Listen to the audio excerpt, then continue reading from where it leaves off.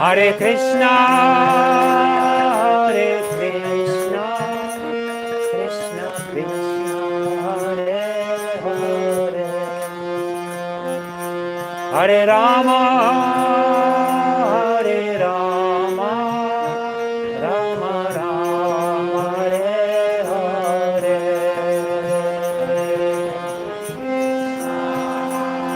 Hare Krishna, Krishna Krishna, Hare Hare,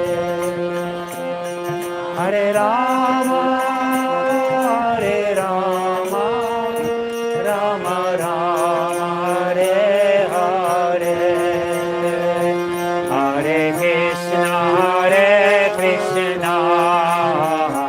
Krishna Krishna, Hare Hare, Hare Rama, Hare Rama, Rama Rama, Hare Hare.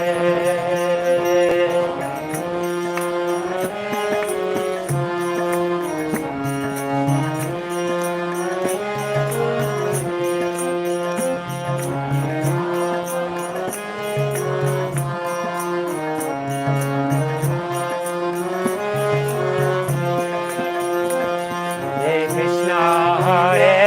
Krishna, Krishna Krishna, Hare Hare, Hare Rama, Hare Rama, Rama Rama, Hare Hare.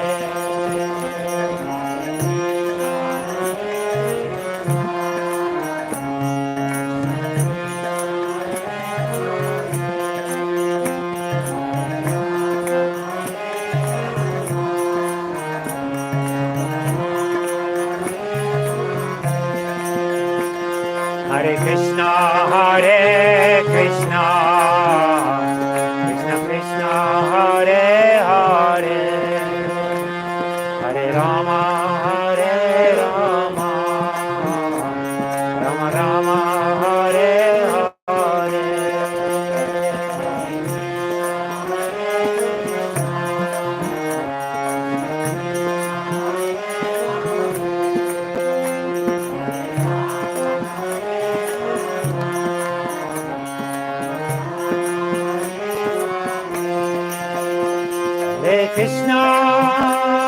Hare Krishna, Krishna Krishna, Hare Hare, Hare Rama, Rama Rama, Hare Hare.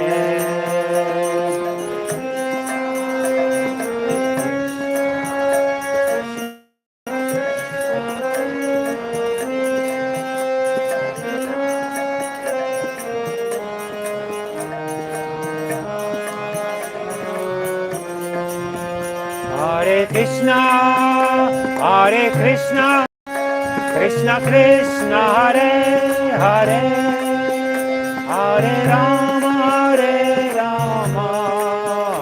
Rama Rama, Hare Hare.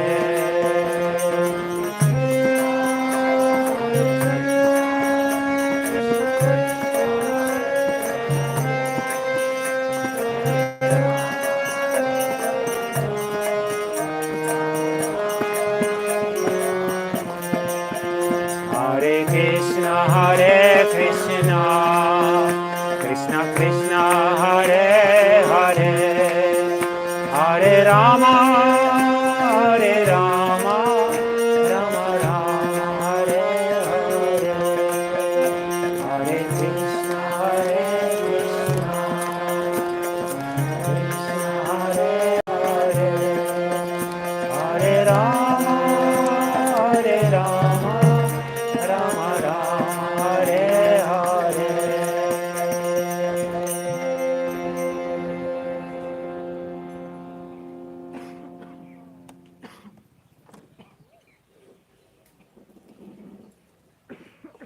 Om Jnana-timirandasya Jnanam Jana Shavakaya Chakshurumilitam Yena Tasmai Shri Gurave Namaha.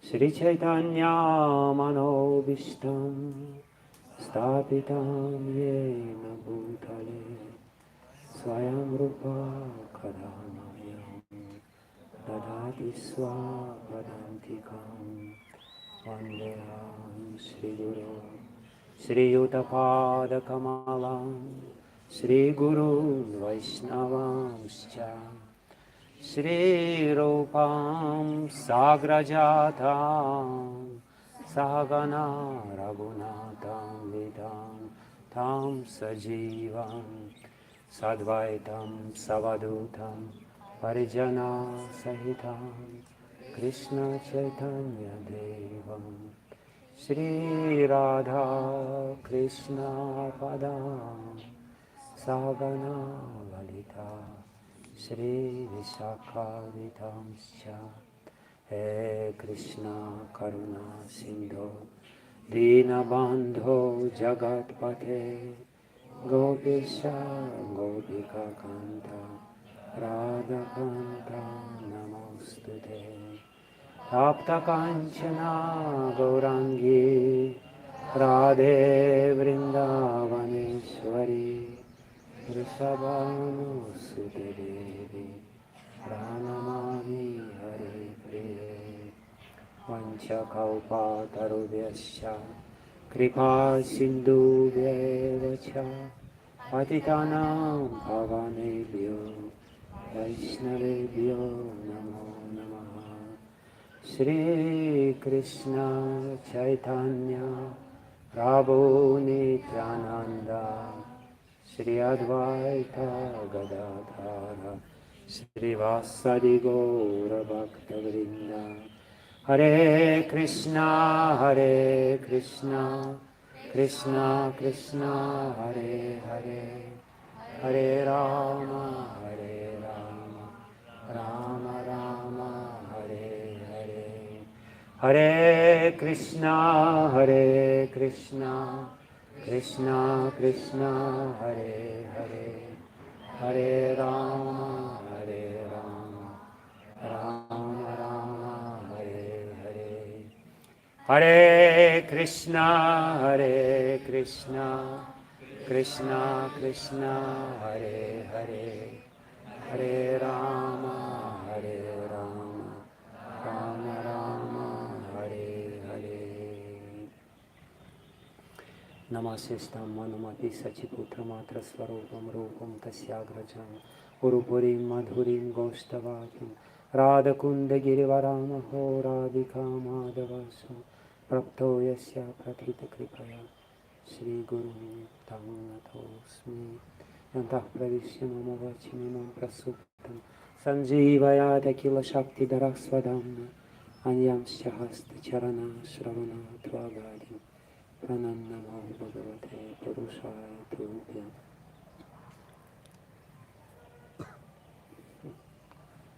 Hare Krishna. Again, I'm really sorry for being so late and for making you wait. But as yesterday Panda said that the fruit of waiting is very sweet. So let's try to obtain the fruit of waiting now by talking about this wonderful place and about the purpose of pilgrimage.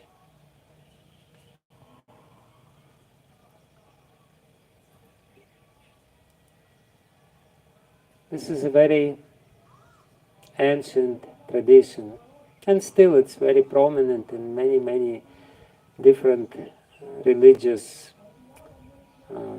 movements and denominations to come to a so holy place. Why it is so important to leave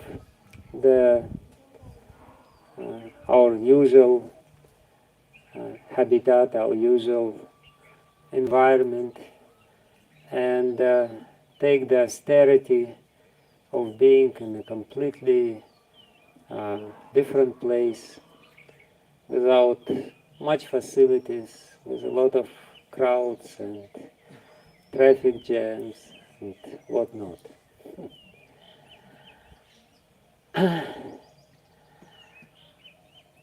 Of course, the immediate answer which comes to mind is that, yes, this is our sacrifice.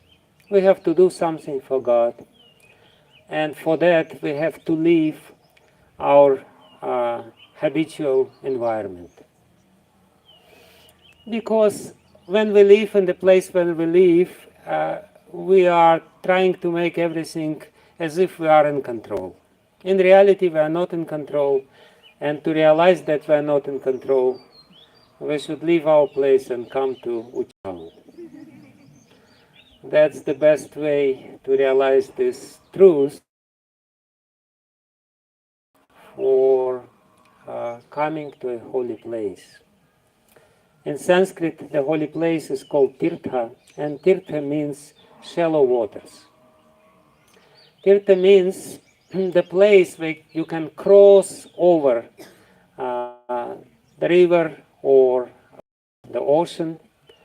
And the idea here is that Tirtha is the place where you can cross over the ocean of material existence.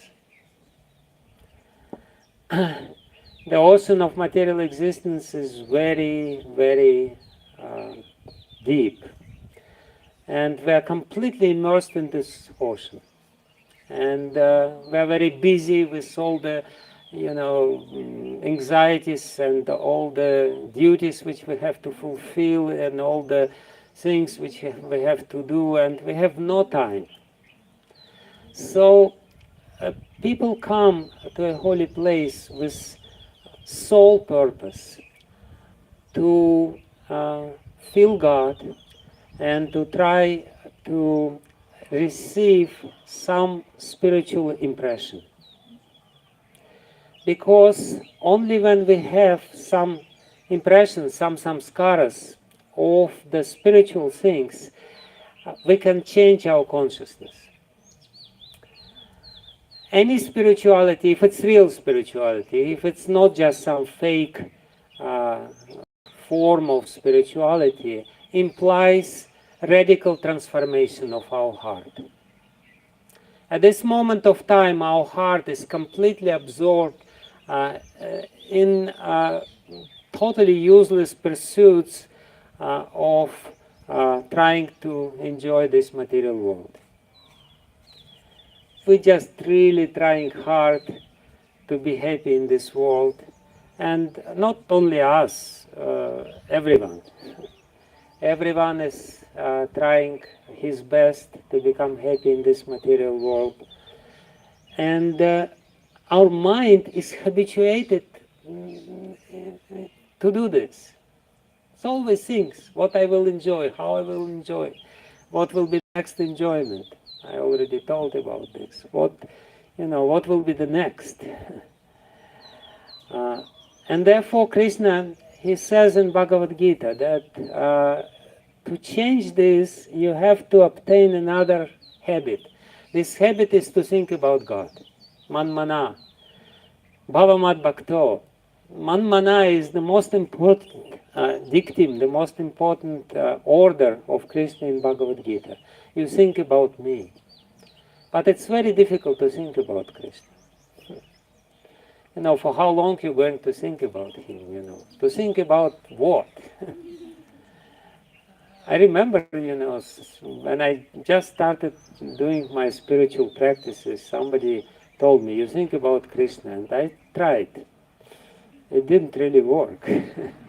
Because you can only think about something which you have experience of. And we don't have any experience of Krishna. We didn't see him. If we saw him, we could think about him, because darshan of Krishna would have a lasting impression within our heart. And the deeper our impressions which are there, the deeper our samskaras, the easier for us is to think about these things. If there is some deep samskara, if somebody offended us, if somebody inflicted some pain to us, we will think about him 24 hours a day. Because because the samskara is very strong. Of course, Krishna also offended us. He abandoned us and sent us to this material world. But in any case, the very important idea is that we can only think or remember about something which we have previous experience of. And therefore, any religion or any spiritual discipline is trying to create deep impressions within our heart to facilitate our thinking about God. Like, for example, in Christianity, they have this amazing story about Jesus Christ, who was, supposedly the Son of God, and who was crucified, and this and that. And because it's such a dramatic story, people, while reading it, they get very deep impression in the heart, and it actually helps them to get out of this mire of material existence, of this very difficult place, because this place is sucking us in. We are drowning in this place, and the only solution is to think about God, is about His devotees, about something which has the imprints of spiritual energy. So pilgrimage to the holy places is giving us facility to have the experience of the encounter with spirituality. And Krishna arranged this. He arranged that on the surface of the earth there are so many different holy places. The holy places are everywhere in Asia, in Europe, even in Europe, amazingly enough. And of course in India, every village is a holy place. And the more remote the village is, the more holy it is. But in any case, the idea here is that while coming in a holy place, we somehow or other feel the presence, more pronounced presence of God. And of course, as I said, Vrindavan is a very special place in this regard because it's not tirtha. Yeah, there are so many tirthas here, the places of, holy places within Vrindavan, within Vrajadham. But Vrindavan is the exact replica of the spiritual world. It's very difficult to understand. But while hearing about it, we can get some glimpse how it is like this. Just by being here, we will probably not get much experience of this. And therefore it's very important, and in Srimad Bhagavatam it is very emphatically said that if somebody comes to the place of pilgrimage and only take the holy bath in some lake or river, then he is like ass or cow. He is not very intelligent, because the purpose of pilgrimage is to come to the holy place and to concentrate your mental faculty on a spirituality through the process of hearing. Because the process of hearing is very powerful. It's the most powerful process that is there.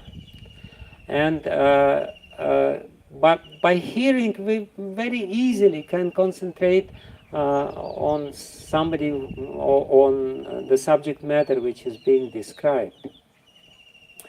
And it is said, actually, very interestingly, Srila Jiva Goswami and Vishwanath Chakravarti Thakur and Mukunda Das Goswami and the three commentators of Bhakti Rasamrita Sindhu, they say very interesting thing about hearing. They say that Shravanam Dvara Kinchit Anubhuti Bhavati. That by hearing we get some experience. Hearing itself is giving us some sort of spiritual experience because of the nature of this process. Therefore, this is the first method, the first process of devotional service, to hear again and again and again and again. And at one point, we will feel the change within our heart. Because, again, there is no more powerful process to change our heart than to hear. And when we come to the holy place, we hear about the holy place, and we hear how the holy place is non-different from the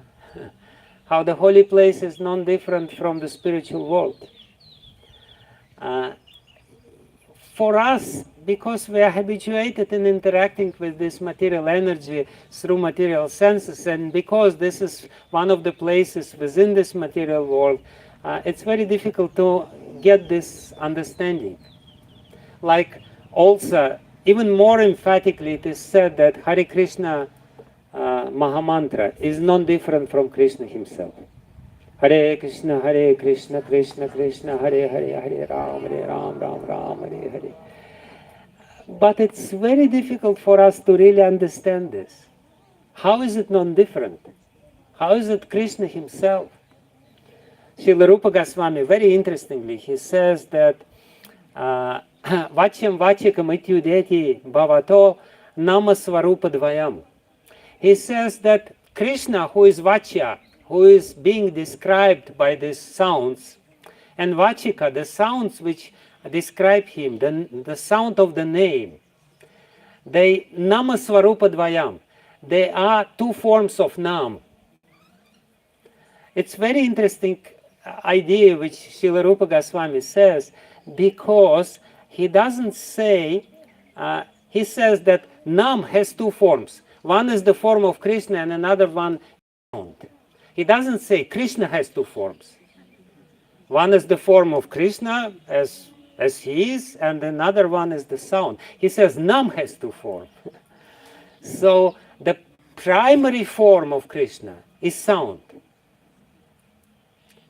Krishna is, has this form of sound, and we know this, we hear about this, that Krishna is non-different from the sound, but it's very difficult for us to get this real experience, and therefore we have to hear about this again and again and again, and then our consciousness will gradually be tuned to really feel it. Because again, at this moment of time, our consciousness is not tuned to feel or to understand or to experience spiritual objects. It's too much habituated in experiencing ice cream or some other, facilities, or maybe pizza. Now it's lunchtime, so spontaneously the line of thought is going to prasadam. Anyway, so we're coming to the holy place, and the holy place, especially this particular holy place which we are in, not Uchagaon as such, but Vrindavan, Braj, even though it's completely spiritual, and there are so many holy people, saintly people, who testified this and who had this direct experience. And sometimes Holy Dham kind of unveils itself, and through the process of unveiling, we will be able to see its spiritual nature. These glimpses are there, and and of course the saintly people, they have very strong experience. But what I want to say by coming here is that Holy Dham, as much as Krishna himself, Krishna is eternal, but at the same time we hear in the scriptures that Krishna at one point of time he comes to the earth, and then 125 years later he disappears from the earth. So he comes and goes, even though he's Satyam Param. He is the eternal truth, and eternal truth by definition, Satyam is something which exists all the time. But he comes and he gives us the opportunity to see him for some time, and then he leaves. And exactly in the same way, his holy Dham, when he comes, becomes visible, and then it disappears after some time. And then it appears again. Holy Dham, being spiritual, is not a part of this world, and therefore it behaves in a very whimsical and unpredictable way. Sometimes Holy Dham reveals his glory, or its glory, I don't know what is the proper pronoun in referring to the Holy Dham. It's a conscious entity. But sometimes Holy Dham completely covers, is being covered by material energy, and we cannot really see the Holy Dham.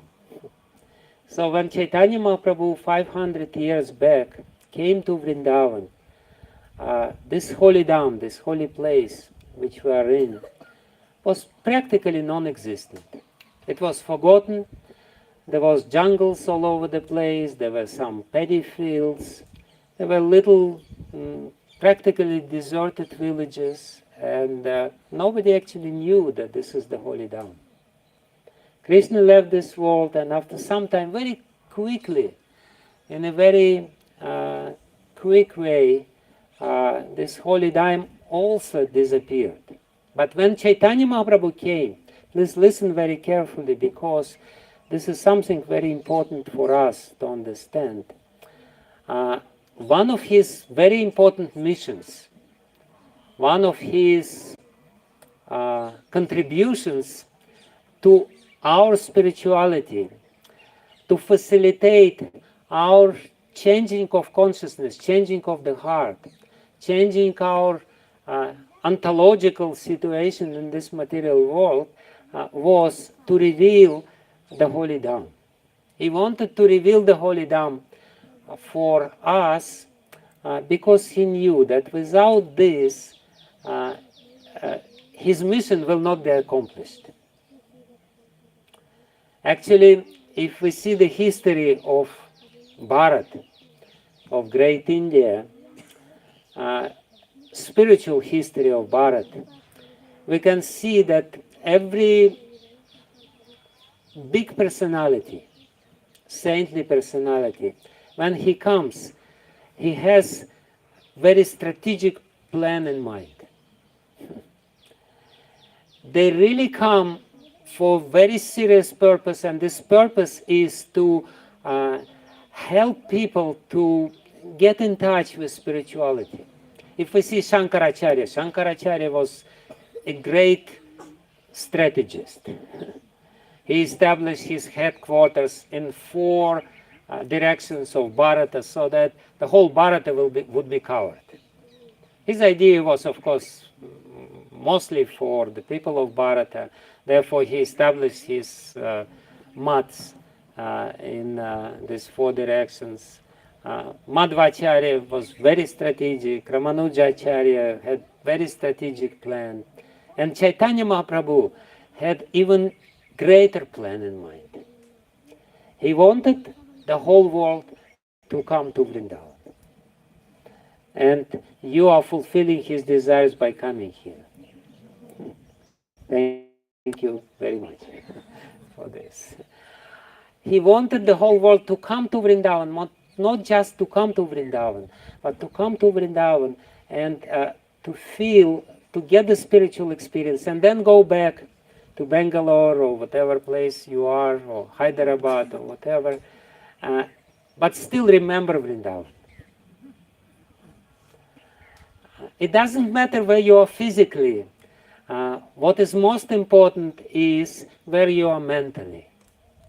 And while coming here and visiting all these holy places and having nice prasadam in the holy places, again, spontaneously my consciousness flows in this direction. While visiting this, having kirtans, we can remember about the holy places, and remembrance of the holy places is non different from remembrance about God. In this way, we fulfill the order of Krishna in Bhagavad Gita, remember about me. It's very difficult for us to remember Krishna as such. We can remember his name, but even easier is to remember about his holy place.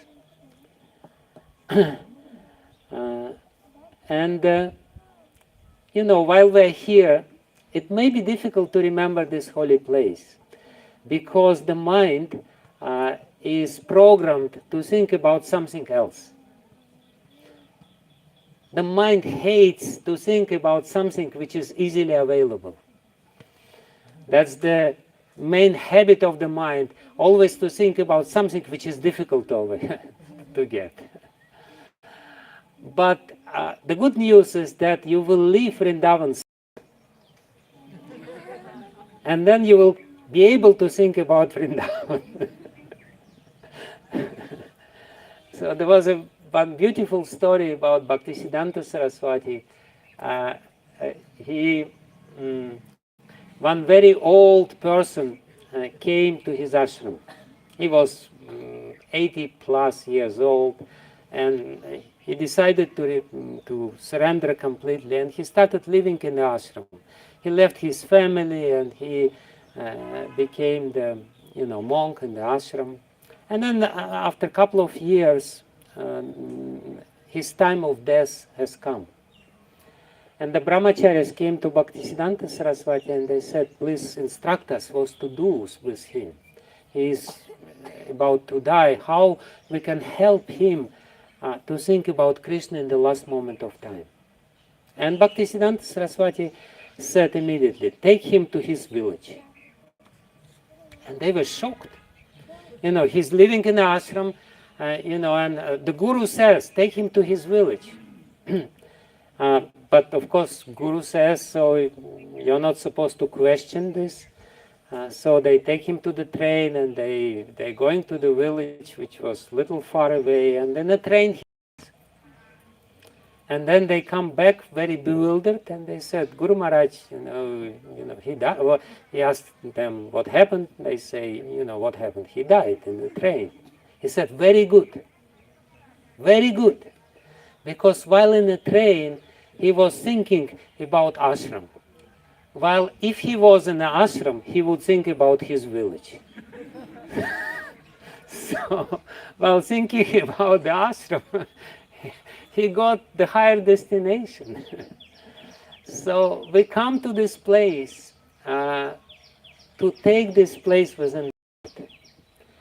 And we come to these different places, and we try to, our duty while being here is to try to be as much as possible here. But then the impression will come to our heart, and then we come back, and then it will be very easily, it will be very easy for us to remember, This is the Samadhi Mandir of Narayan Bhatta Goswami. Narayan Bhatta Goswami, why did I take you to this place, and why I wanted to speak in this place, which is a very beautiful corner of Uchagaon, the village of Lalita Sakhi, the closest friend of Srimati Radharani, is that because yesterday Radha Pramod told me that my lecture was too esoteric. And he asked me to speak about something more, which is a little easy to relate to. So I brought you here because this is the place of a very great saintly person, Narayan Bhatta Goswami, who actually discovered Vraj. As I said, the strategic plan was the plan of Chaitanya Mahaprabhu. And he deputed his closest associates, Rupa and Sanatana Goswami, to fulfill his desire. And he gave them a fourfold mission. He said, you please discover the holy places, you write the books, and you discover the deities, and you explain how Vaishnavas should live in this world. He knew that in Kali Yuga the situation will be horrible, it will change, so please go through all the Shastras and try to facilitate people's thinking about God. Try to explain to them what is the process of meditation in this Kali Yuga. The process of meditation in this Kali Yuga is, of course, chanting of the holy name, but we can only chant holy name in a very substantial way, in a very meaningful way, if we also understand about Krishna. Who is Krishna? How he loves his devotees? What is his relationship with the devotees? How sweet this relationship are? Srila Jiva Goswami, he gives a very interesting point. He said, I heard about Krishna and I couldn't remember about him. It didn't impress me too much.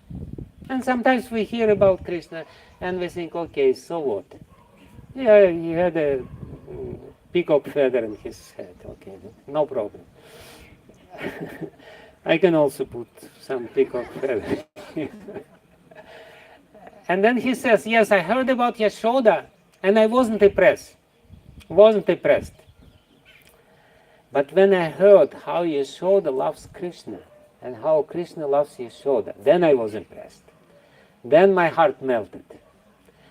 So Chaitanya Mahaprabhu, he ordered to his closest associates to write books, and that was their primary mission.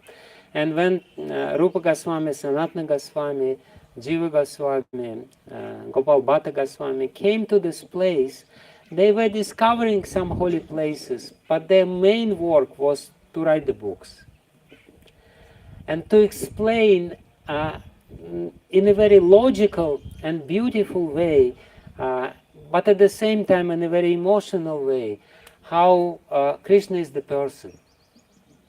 You know, the most important point which we have to remember all the time, Krishna is the person, and person means personal relationship. Person means he likes something, he doesn't like something. That's what person means. That's why people have hard time to relate to this concept, because when God is impersonal, it's easy, you know. If he's impersonal, no problem, you know, it's okay if he's impersonal. But personal means you have to adjust yourself, you have to change yourself, you have to behave in a certain way which he likes, and you should stop doing something which he doesn't like. You know, it's a headache. And therefore nobody likes to think that Krishna is person, God is person. But at the same time, when we don't understand that he is person, we're depriving ourselves of personal relationship with him, which is the greatest treasure which we can obtain. So yes, there is some headache, no doubt about it. Like Lila Vinodini yesterday, she gave a vow, no illicit. I really like this vow, no illicit. Whatever illicit is there, nothing. You know, it basically means whatever Krishna doesn't like, I will not do.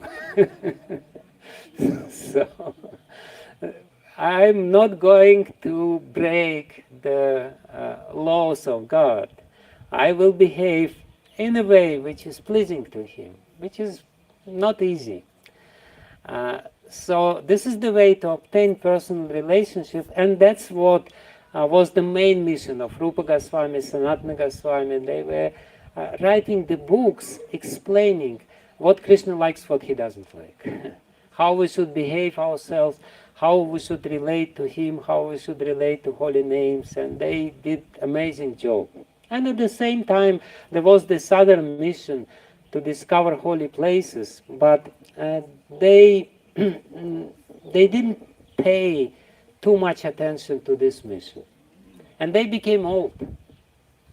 They came here when they were already quite mature in age, and they stayed here for a long time.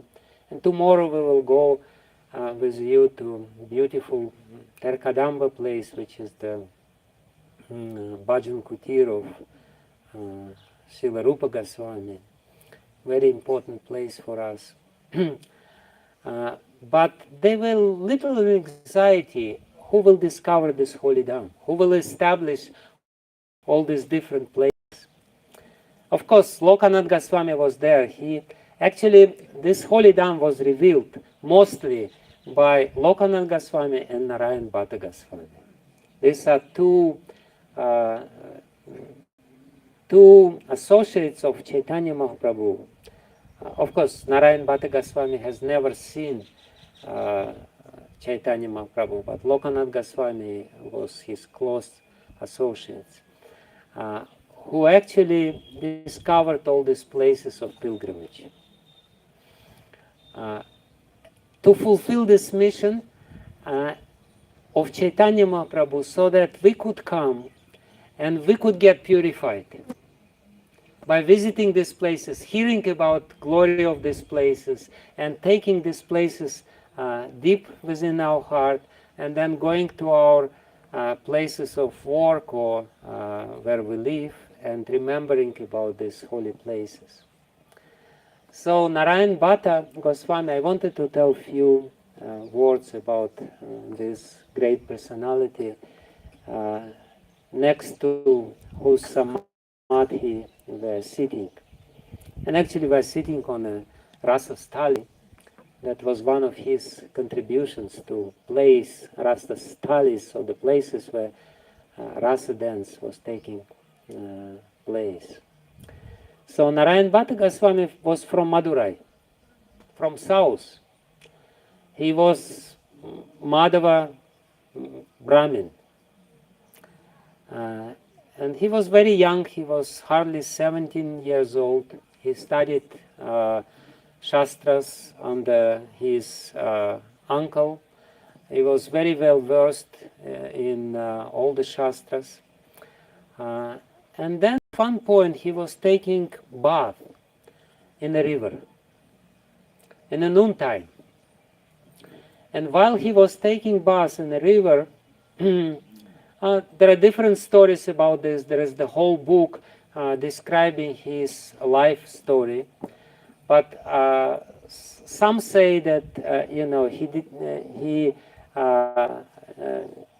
went to the water and he obtained the deity of Krishna. Somebody said that he had some darshan of Krishna, and Krishna himself gave him this deity. But whatever happened, we don't really know. But we know the result of what happened while he was taking bath. He was completely changed. He had very profound spiritual experience, and this spiritual experience, Krishna told him, you go to Vrindavan. You leave everything behind and go direct to Vrindavan, straight to Vrindavan. And actually they say that he didn't even go home. From this river he went straight to Vrindavan. Because he understood, this is the most important thing. This is what Krishna wants me to do. And Krishna told him in his vision, or like this, that you will go and your mission will be there to discover different lila stalis, different places where Krishna played his pastimes while he was on the earth. So, but the problem was that he got this deity in the hands, and he went straight to Vrindavan, but deity was very talkative. Usually deities don't talk too much. But this was a very talkative deity. And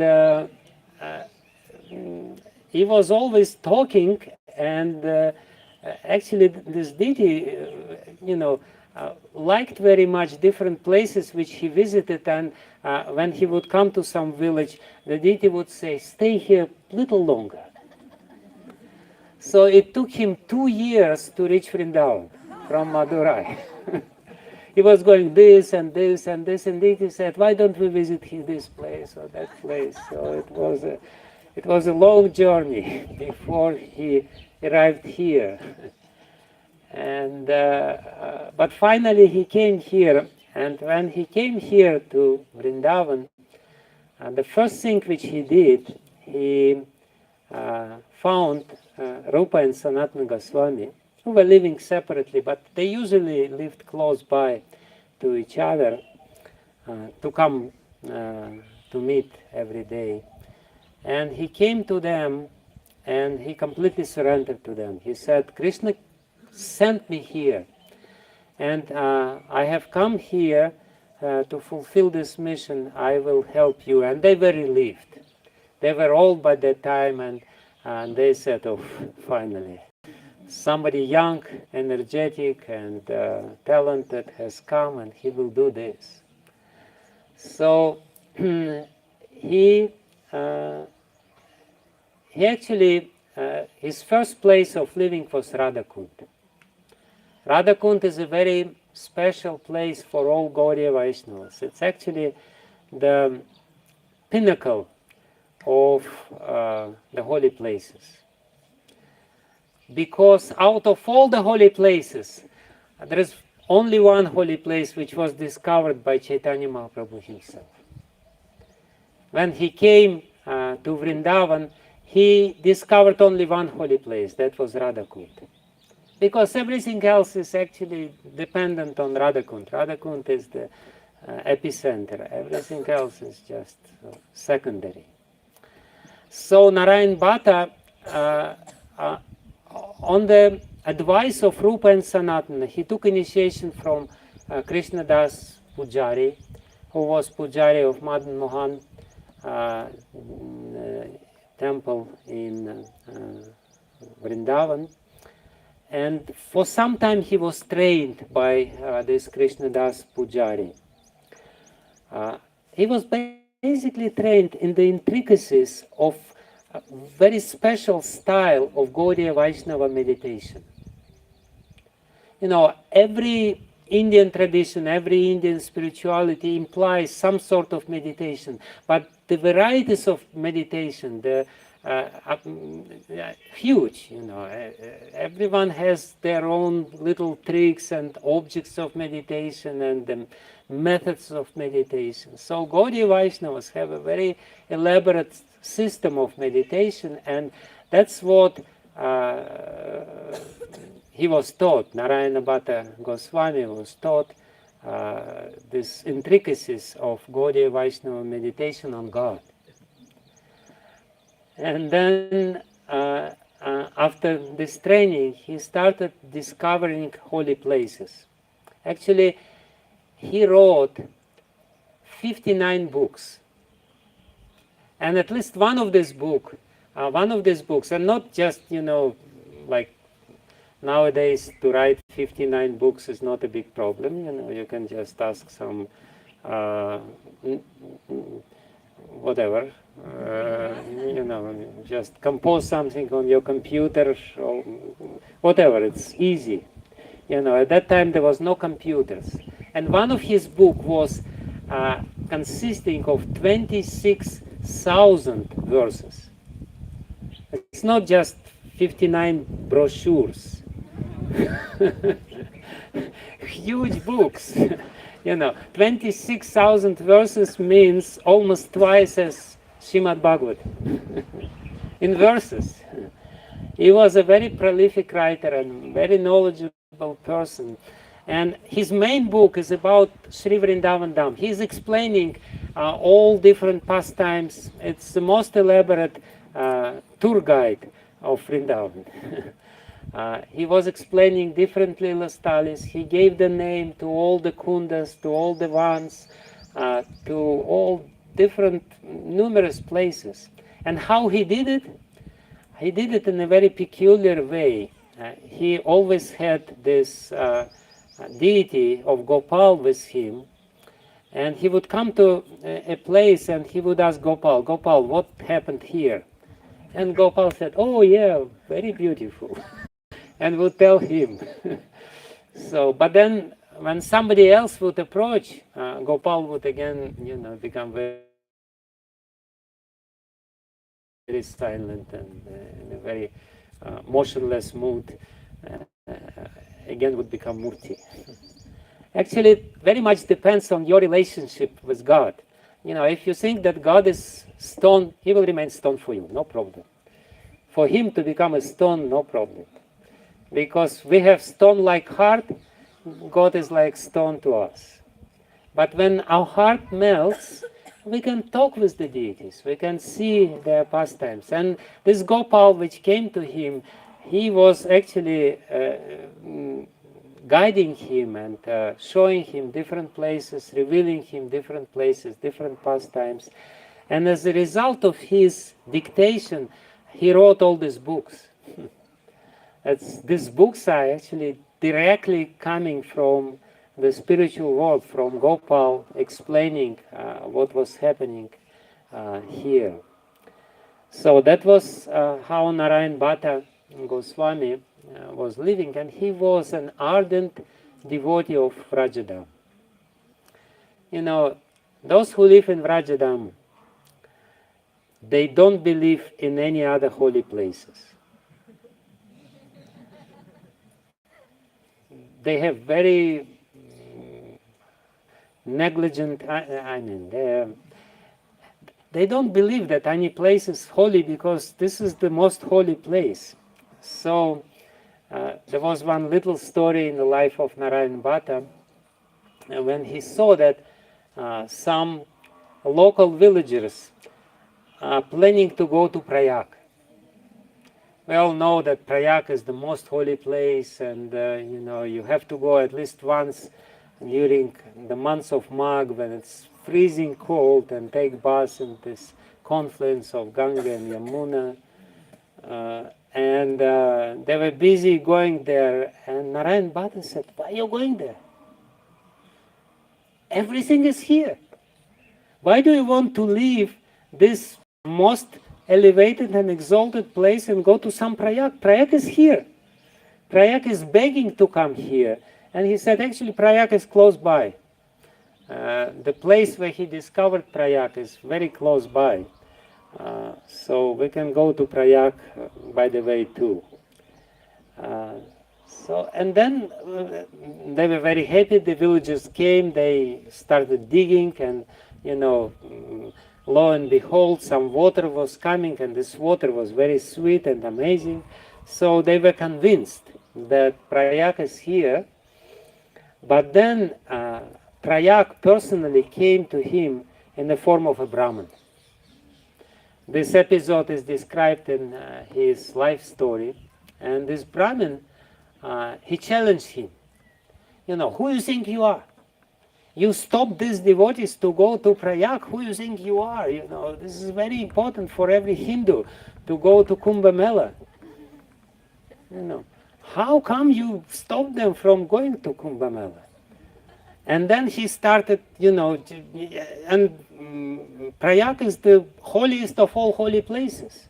And he started quoting Purana after Purana after Purana after Purana, and you know, which are saying that Prayag is the most holiest, and you have to go to Prayag to get rid of all your sins, and only you can get liberation if you go to this place.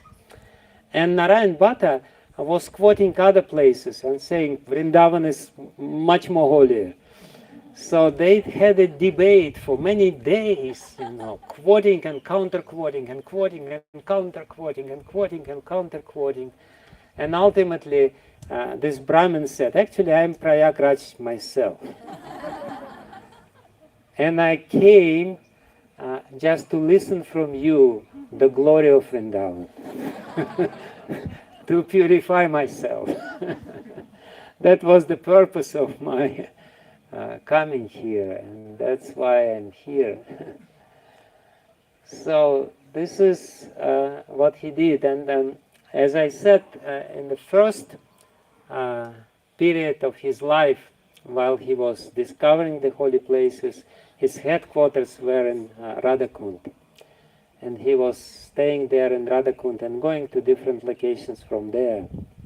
Actually, this is Narayan Bhatta Goswami who discovered these deities of Lar Lilal, Sriji in the main mandir in Vrindavan, in Varshana, very popular and amazing deities, Narayan Bhatta, found them because they came again to him and said to him, "We're here, please discover us and establish some worship to us." And in the last period of his life, last means, when he became little middle age, he came here to Uchigaon. And on the order of his father, very interestingly, he was a brahmachari and he was not interested, and he ran away from home and didn't even, leave any email message to his father. "I'm in Vrindavan," but somehow or other, his father found him, and he came to him and he said, "My son, I'm proud of you, you're doing good work, but I have one request, you please get married."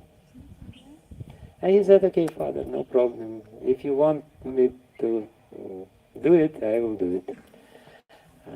So he was married and he lived here, and he actually left his body in Uchigaon, and we're here in this place just to try again to understand why did we come to this place. We came to this place to learn how to meditate on God, how to think about God in His personal form as Krishna, and how to obtain His mercy by meditating on Him, and how to change our heart according to His desire. So that's why we're here. And Narayan Bhatta Goswami, he very quickly discovered thousands of holy places, really amazing. And he wrote the books about all these holy places. And he established, for the first time in the history, he established this system of pilgrimage, of yatra. Like we are coming here. Of course, we're not following his idea because we're too busy. We have to go back. And for him, pilgrimage would mean 1 month here, at least. Visiting all the holy places and sitting in the holy places, chanting the holy name, and trying to absorb the atmosphere of the holy place within ourselves.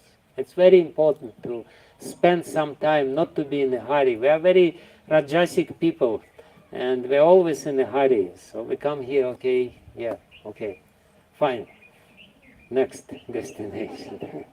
No, but this is the places which we have to try to absorb ourselves into this atmosphere. And Narayan Bhatta, he established this system that whoever comes here has to visit 12 forests of Vrindavan, and he established different rasa stalis, as I said, the places where Krishna was dancing, rasa dance, because Krishna danced rasa dance in many, many different places. In Vrindavan, only one rasa dance is described. Jayadev Goswami described Vasanta Ras, but actually Krishna, till this date, dancing his rasa dance in different places in Vrindavan. So he established this, he wrote the books, and he actually taught, he had a son, one son was born to him, and his son was his successor, and he helped him. That's his another contribution. He was the first one who started this performance of Krishna Lila. Dramas with Krishna Lila, and till this date, especially in Kartik time, we can see different troops are coming here and performing Rasa Lila. And this is another way to meditate on Krishna, another way to come closer to Krishna, and another way to get the glimpse of the emotions which are there in Krishna's heart and in the heart of his devotees. So this was down-to-earth lecture today, according to the order. Radha Pramod. And if you have any questions, I will be happy to answer. And anyway, Prasadam is not coming because there is a huge traffic jam. So.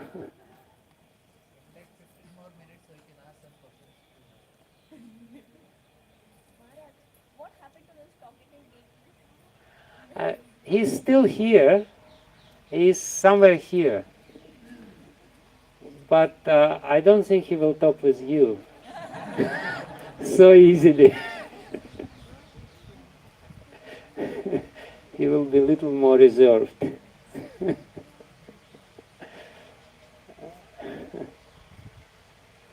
you find writing about?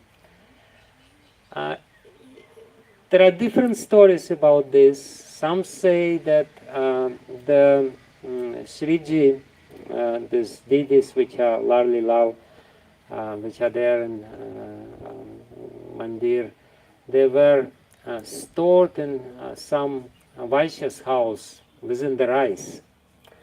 And they told him that we're here.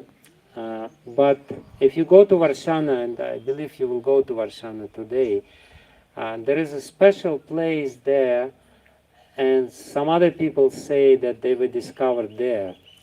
If you go from Man Mandir to the main temple, on the way to the main temple, I believe before Jaipur Mandir, there is a very special tree which is being worshipped, and this is the place where the deities of Radha and Krishna told him, we're here in the earth, so dig us out from there. That's what. If you go in the evening, you will see people put some lamp in front of this tree under which Radha and Krishna were found by Narayan Bhatta.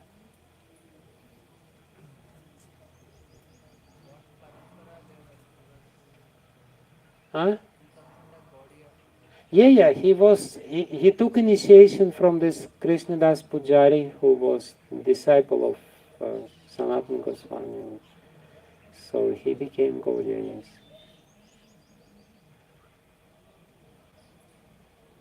He was very much Gaudiya. What is the process of changing heart?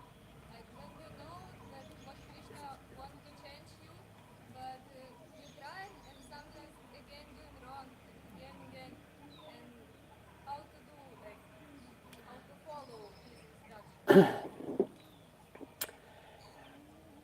There is a lot of bad samskaras which are there within our consciousness, within our heart, chitta.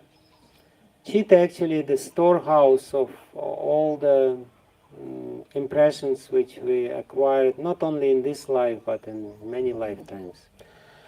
When we get this body is shaped according to prarabdha karma, the karma which already fructified. So all the samskaras which are active within our heart, they're there. And these samskaras, cumulative number of these samskaras altogether, they constitute prarabdha karma. And prarabdha karma, aprarabdha karma very easily being destroyed by chanting of the holy name. Those samskaras which not yet manifested, were not instrumental in creating this body and this mind, which we have in this particular lifetime. This is called prarabdha karma. Those which were silent samskaras, they easily erased by the sound of the holy name. But prarabdha karmas also being gradually erased, but it's a much more difficult process. So we have all these samskaras, and we behave according to the samskaras which we have. We are what we are, and we are what we are. We are formed by the past impressions, by the impressions of past deeds in this life and in the previous life. So that's what we are. This is what constitute our habits, our thoughts processes, our way of thinking, and of course definitely way of behaving. Now to change it, we have to counteract these samskaras, as I said, by spiritual samskaras. And but at this moment of time, our material samskaras are very strong and our spiritual samskaras are somewhat weak. Therefore, the change of the heart means to create strong and powerful spiritual samskaras. And spiritual samskaras are coming from the association with the holy Dham, from the association with holy people, from hearing the holy people or serving the holy people, saintly persons, from the association with the holy name, from reading Srimad Bhagavatam, from serving the deities. So the trick is to get samskara which is very strong, and when this samskara is strong, it overshadows other samskaras. Like even in this life we can understand that some samskaras or some habits, like for example, it's a bad example but it's unfortunately very relevant example. Somebody never took any drugs or any any bad things which is addictive, and then he takes, and he experienced very amazing thing, and this samskara becomes so strong that it overshadows other samskaras, and he's addicted to this habit because he got by taking this drug he got very deep experience, and this experience changes the course of his life. So in the same way, to change the course of our life, to change our heart, the trick is to get deep spiritual samskaras. How to get deep spiritual samskaras? For that, what is very important, first of all, the experience which we must have should have some emotional nature. If it's just theoretical, it's not going to work. Theoretically, I know Krishna is God, but it doesn't matter for me so much because because my desires are stronger. Because my identification with the body is very strong. And moreover, I reinforce my identification with the body every day of my life. Every time when I'm eating, I'm enforcing this idea. I'm this body. And this body should be taken care of, and it should be nicely fed, and so on and so forth. So, so first of all, the experience should have emotional nature. And sometimes, like during the kirtan, we can have very strong emotions, and then we remember. Any experience which was emotionally so charged, we still remember it many years later. Because emotional energy is very powerful, and it makes the impression very deep and very profound. So we have to have emotional exchanges with other devotees, especially with holy people. And another trick is that try to concentrate our consciousness while we're doing something.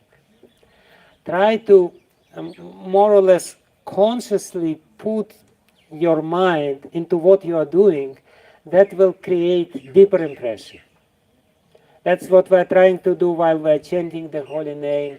That's what we're supposed to try to do while we are listening the class. If we listen very attentively, then the impression will be deeper. Rather than, what is he talking about? Okay. What else? So it's... so that's the trick, to try to get some emotions connected with spiritual life, positive emotions. Of course, negative emotions are much stronger than positive emotions. And also try to be absorbed or concentrated in whatever we're doing. And actually, the holy place is very merciful. And Srila Rupa Goswami says that the holy place, saintly people, Srimad Bhagavatam, they can give us the glimpse of Bhava if we are not offensive. Bhava means very deep emotional conversion, very deep emotional experience. So, don't worry. Sometime the inertia will be there, but if we don't commit offenses, what happens when we commit offenses? The offenses they make our spiritual samskaras weaker, or sometimes they completely turn them off, and they again activate our material samskaras. But if we don't commit offenses, and if we, at least as much as we can, not committing offenses, consciously we are guarding against it, and we are trying to serve, and we are trying to chant the holy name, then the spiritual experience will become the dominant force within our life. And it will completely reshape our life according to it. So don't worry. The main thing is just continue doing what we're doing, and it will come. The material samskars will become weaker and weaker and weaker. They're already weaker. I know one devotee, one person, he was taking not just drugs, he was taking heavy drugs, heroin.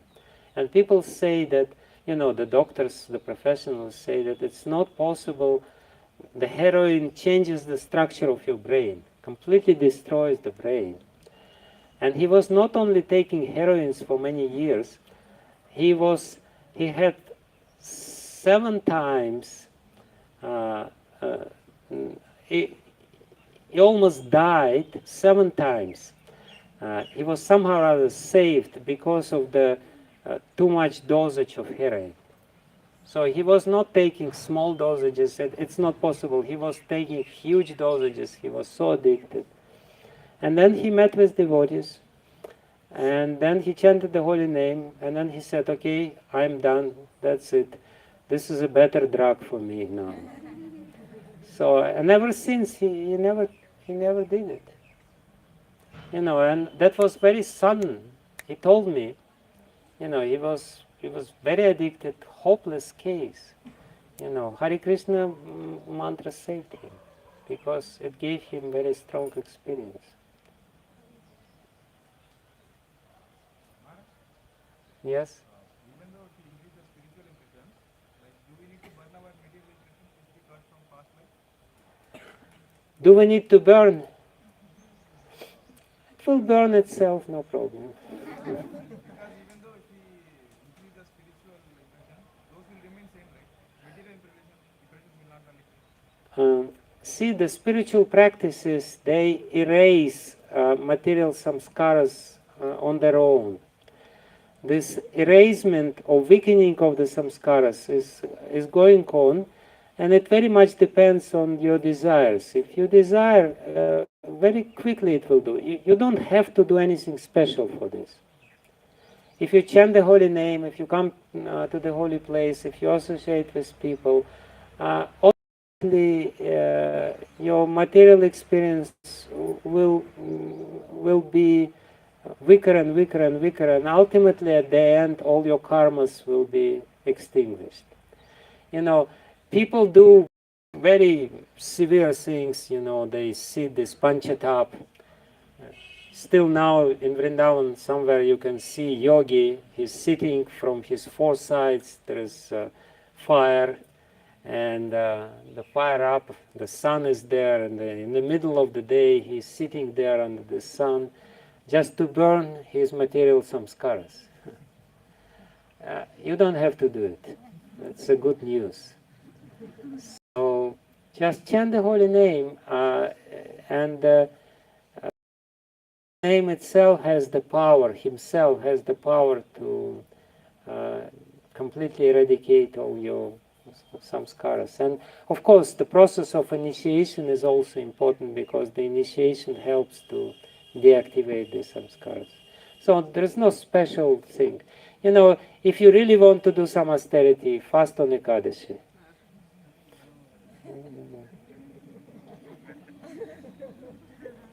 That's the best way to deactivate samskaras and to burn everything.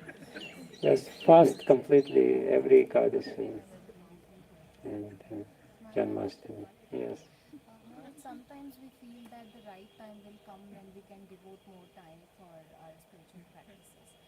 How do we remind ourselves that this may never happen? The right time will never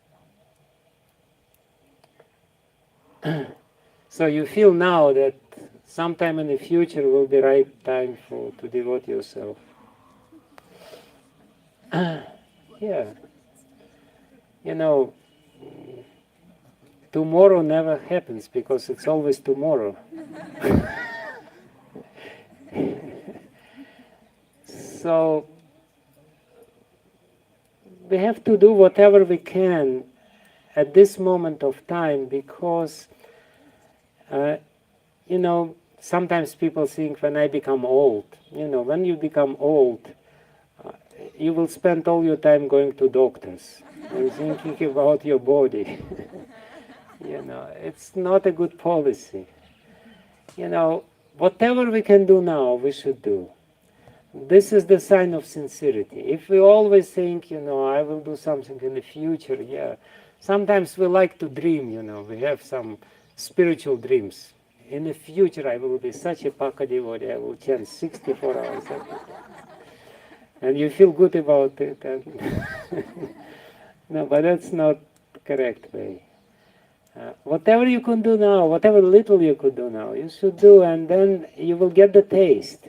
The problem is not, the problem is that at this moment of time you don't have taste for it.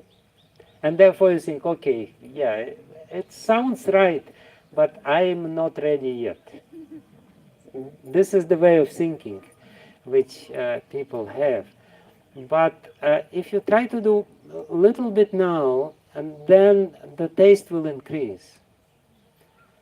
Like you came here, there is some taste, right? You hear something, there is some taste. You chant a little bit, there is taste. And the taste will increase if we concentrate our mind. So otherwise we will be just next lifetime Baba, as they say. Prabhupada used to say, don't become next lifetime Baba.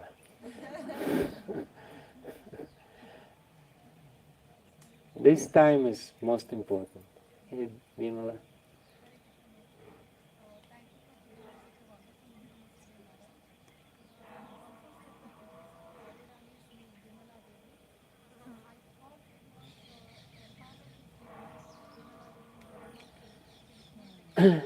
Ultimately, all the Shaktis are coming from Srimati Radharani. Parvati is nothing but a shadow of Srimati Radharani. And ultimately, Bimala means very pure. Bimala means spotless, pure. Who is the most pure? Srimati Radharani, because her feelings towards Krishna is the most pure. And we all results of Bimala Prasad. Bimala Prasad is the mercy of Bimala. Bimala Prasad was the name of Bhaktisiddhanta Saraswati.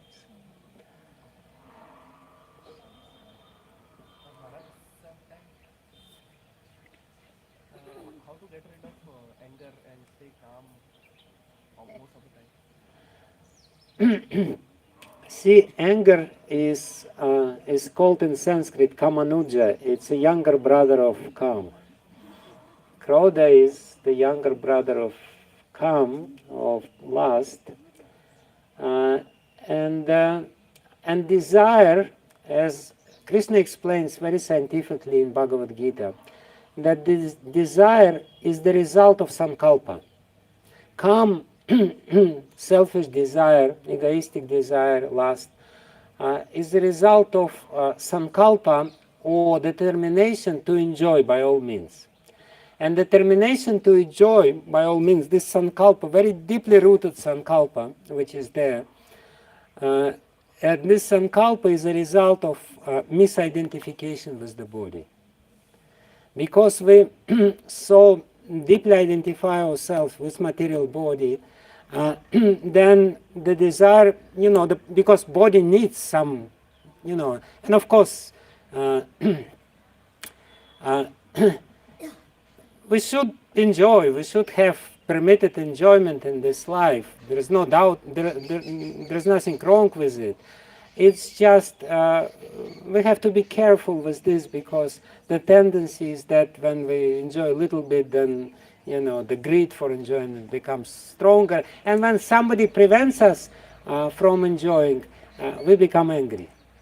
Anger is nothing but the energy or force which is generated to remove the obstacle for our enjoyment. Somebody is a hindrance for this. Somebody prevents us from this, and we become angry, or somebody, so we will never be able to get rid of anger unless we get rid of calm, very strong desire to increase our enjoyment. And we will never be able to get rid of this strong desire to increase our enjoyment unless we understand I'm not this body, and these enjoyments which I get through the body are meager, they are insignificant. They are not something which they are actually denigrating myself, and I'm meant to experience some spiritual experience which is unlimited. The material enjoyment is frustratingly limited. You're hungry and you want to eat, and you think you will eat 3 pizzas. But after half of a pizza, you kind of doesn't feel like, eating at all. And then, okay, you force yourself to eat 2 pizzas, and then you're sick for the rest of the week. Because the pizza is there undigested. Material enjoyment are tucha, they are not significant, they are very... So we have to understand, I'm not this body, I'm soul. People, when they have near-death experience, nowadays, because of this advancement of the medicine, many people return from their, death experience back to the life. Oftentimes they become completely different. Why? Because they realized, I am not this body. Body was dead. I was still there. I was thinking, and I had this experience. And because they realized this, all the habits which were problematic for him, very easily they gave it up. So it's all boiled down to this one thing, to deeply in the heart realize that I'm not this body, and therefore my way of living should be different.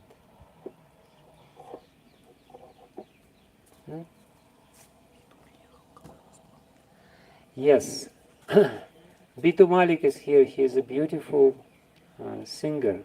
I invited him to chant some bhajans, so we can have some deep emotional experience by listening to his beautiful Gandharva-like voice through this horrible sound system.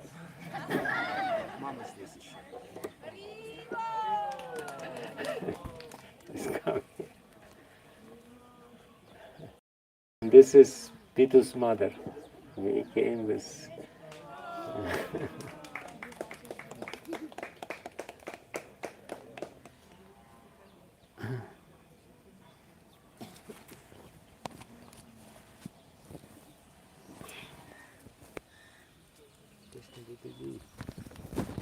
Because